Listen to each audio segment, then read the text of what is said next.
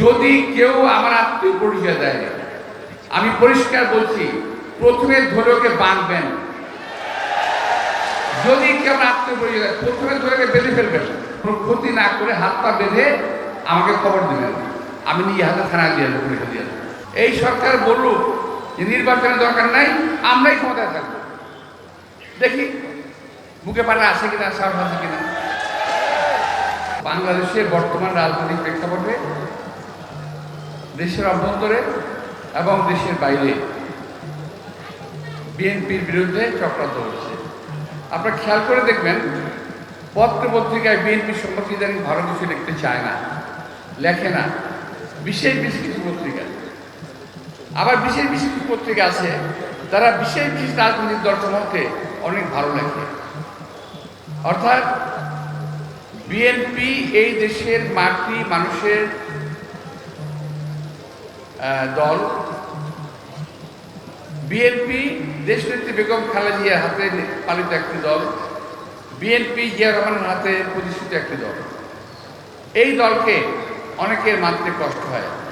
আমার দুঃখ নাই আওয়ামী লীগ বিএনপিকে মানতে চায় না, এটা দুঃখ নাই, কিন্তু এখন অনেকেই বিএনপি ভালো দেখতে চান না। বাংলাদেশের একজন, গতকাল বলতাম তাকে বলতাম শ্রদ্ধেয় আলেম, আজকে তাকে আমি আলেম বলবো তো শ্রদ্ধেয় বলবো না, কারণ তিনি শহীদ রাষ্ট্রপতি জিয়া রহমান, দেশনেত্রী বেগম খালেদা জিয়া, তারেক রহমান সম্পর্কে উদ্ভট সব কথা বলেছেন ফেসবুকে। ওনারা বলেছেন যে বিএনপির সময়ে বিভিন্ন ভবন করে অনেক দেশের অনেক লুটপাট চাঁদাবাজি করা হয়েছে ইত্যাদি ইত্যাদি। বিএনপি সম্পর্কে যে সমস্ত কথাবার্তা বলা হয়েছিল, লেখা হয়েছিল, যা যে 100% মিথ্যা ছিল, এইটা বাংলাদেশের কোর্ট থেকে প্রমাণিত হয়ে গেছে।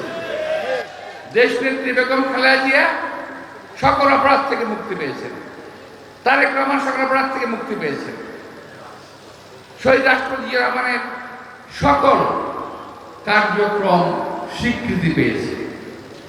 সেই দিন শহীদ রাষ্ট্রপতি জিয়া রহমানের যে পদক ছিনে নেওয়া হয়েছিল সেটা ফেরত দেওয়া হয়েছে। কেন? অর্থাৎ বিএনপি ছিল নির্দোষ, বিএনপি ছিল নিষ্কলুষ, কিন্তু বিএনপিকে কালেমে লিপ্ত করা হয়েছিল সকলে মিলে। অনেক রাজনৈতিক দল, অনেক ষড়যন্ত্রকারী, দেশি এবং বিদেশি ষড়যন্ত্রকারীরা মিলেই এই অপকর্মটা করেছিল। বিদ্বেষমূলক কথাবার্তা, বিদ্বেষ। অর্থাৎ বিএনপিকে তারা দেখতে চায় না, বিএনপিকে দেখতে চান না। আপনার ক্ষমতায় আসবেন, আসেন না ভাই, ইলেকশনে আসেন না, অসুবিধা কি? জনগণ ভোট দিলে আপনি আসবেন ক্ষমতায়। সুতরাং পত্র পত্রিকায় আলেম নাম নিয়ে মানুষ সম্পর্কে কোনো মিথ্যা কথা বলবেন না। আপনারা তো নিজেরাই বলেন গীবত ছড়ানো পাপ, রোজা রেখে মিথ্যা কথা বলা পাপ, সব নিজেরাই বলেন, কিন্তু কেন এই কথাগুলো বললেন? ফেসবুকে আসছে লক্ষ লক্ষ লোক সাক্ষী যে আপনারা মিথ্যা কথা বলেছেন। আপনি যে সাক্ষী মিথ্যা কথা বলেছেন, আমার ফোনের মধ্যে রেকর্ড করা রয়ে গেছে। তো প্রিয় ভাইরা, তো বিএনপির বিরুদ্ধে যুগে যুগে শত্রু জন্ম হয়েছে। যারা শহীদ রাষ্ট্রপতি জিয়া রহমানকে হত্যা করেছে, যারা বিএনপিকে ধ্বংস করার চেষ্টা করেছে, যারা এক আকার এনেছে, যারা দেশনেত্রী বেগম খালেদা জিয়াকে হত্যা করার চেষ্টা করেছে। সুতরাং আজকে বিএনপির নামে অপবাদ দেওয়া হচ্ছে, বিএনপি থেকে সব চাঁদাবাজ হয়ে গেছে। আমার কথা খুব পরিষ্কার, বিএনপির মধ্যে যদি চাঁদাবাজ কেউ থাকে, দখলদার কেউ যদি থাকে, থাকতে পারে, বিএনপি ফেরেশতার দল না, থাকতে পারে। যদি থাকে, আপনার দয়া করে থানায় একটা ডায়েরি করবেন, আমাকে একটা কপি দেবেন। থানায় পুলিশকে বলে আমাকে একটা কপি দেবেন। যদি থানায় বলতে না পারেন, আমাকে সরাসরি কাগজে কলমে লিখে দেবেন, আমি ইনশাল্লাহ এর ব্যবস্থা নেব। আপনি মনে রাখবেন, এই এলাকা থেকে আমি নির্বাচন করেছি 91 সালে। এলাকার লোক আমাকে বিপুল ভোট দিয়ে জয়যুক্ত করেছিল। কি কারণে? আমার বয়স তো খুব কম ছিল, আমার বয়সটা কম ছিল তখন। কি কারণে ভোট দিয়েছিল? যে কারণ আমি এলাকার মানুষের মন জয় করতে পেরেছিলাম।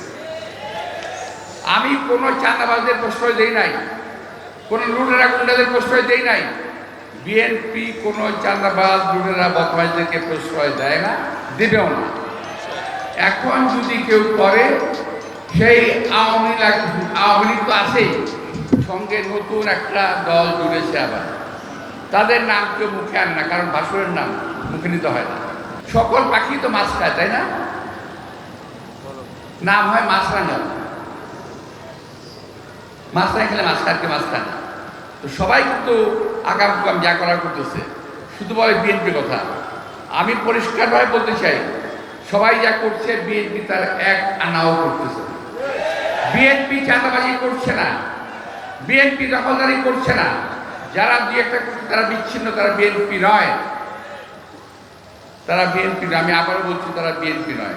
প্রিয় ভাই, প্রিয় এলাকাবাসী, পুরা এলাকার লোক শুনছেন, আমার এইটুকু কথা আপনারা শুনবেন। যদি কোনো বিএনপির নামে কেউ যদি আপনাদেরকে কঠোর যদি যায়, কেউ যদি আপনাদেরকে জ্বালাতন করার দুঃসাহস দেখায়, আমি মির্জা আব্বাস থেকে বলে গেলাম, ইনশাআল্লাহ আপনাদের এটার প্রতিকার আমি করব।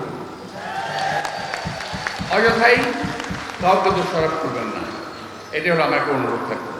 যদি কেউ আমার আত্মীয় পরিচয় দেয়, আমি পরিষ্কার বলছি, প্রথমে ধরে ওকে বাঁধবেন। যদি কেউ আমার আত্মীয় পরিচয় দেয়, প্রথমে ধরে ওকে বেঁধে ফেলবেন।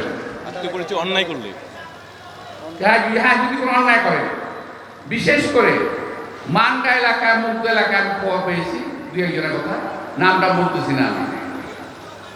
শুধুমাত্র কোনো ক্ষতি না করে হাত পা বেঁধে আমাকে খবর দিলেন, আমি নিজে হাতে থানায় দিয়ে পুলিশে দিয়ে। এই সমস্ত বদমাইশদের হাত থেকে দেশটাকে, দলটাকে এবং আমাকে অন্তত রক্ষা করে। আমি শুনতে চাই না। আমি কিন্তু আবারও বলছি, যার কথা বলছি তার কানে কথাটা যাবে, যাদের কথা বলছি তাদের কানে কথাটা যাবে। বলে দেবেন, আমার নাম যেখানে বেচা হবে সেখানে 3 গুণ শাস্তি বেশি হবে। চ্যালেঞ্জ করে বলতে পারি, নির্বাচন ছাড়াই সরকার ক্ষমতা টিকে থাকতে পারবে না।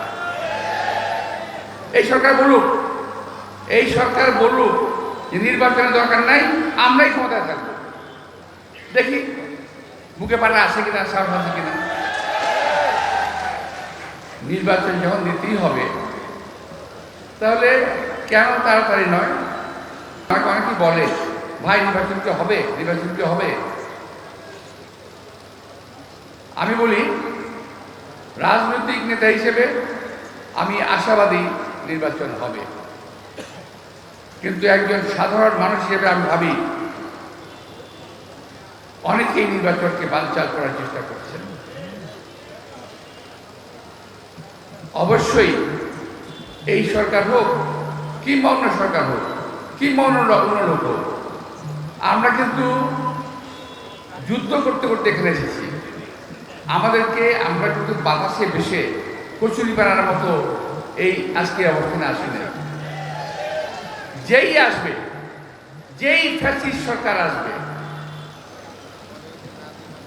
যেই সরকারি ফ্যাসিস্ট হবে, তাকেও আমরা ছাড় দিয়ে কথা বলবো না।